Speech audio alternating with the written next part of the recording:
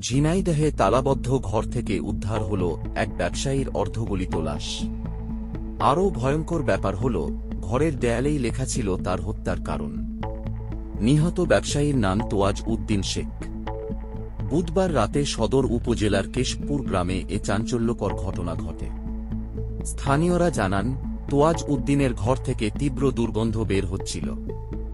স্বজনরা জানালা দিয়ে উঁকি মেরে দেখতে পান হাত পা বাঁধা অবস্থায় মরদেহ পড়ে আছে।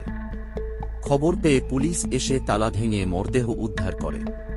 পুলিশ জানিয়েছে, তোয়াজ উদ্দিনের শরীরের বিভিন্ন স্থানে আঘাতের চিহ্ন রয়েছে। গত সপ্তাহে ঢাকা থেকে নিজ গ্রামে ফিরেছিলেন তিনি। স্ত্রী সন্তান না থাকায় বাড়িতে একাই বসবাস করতেন। সোমবার তাকে শেষবার গ্রামের লোকজনের সঙ্গে দেখা যায়। সবচেয়ে রহস্যজনক দিক হল, ঘরের দেয়ালে লেখা ছিল হত্যার কারণ। সেখানে উল্লেখ ছিল, মহানবী হযরত মুহাম্মদ সাল্লাল্লাহু আলাইহি ওয়াসাল্লামকে নিয়ে কটূক্তির জের ধরেই তাকে হত্যা করা হয়েছে। তবে পুলিশ এ ব্যাপারে কোনো মন্তব্য করতে রাজি হয়নি। ঘটনাটি ঘিরে এলাকায় আতঙ্ক উত্তেজনা ছড়িয়ে পড়েছে।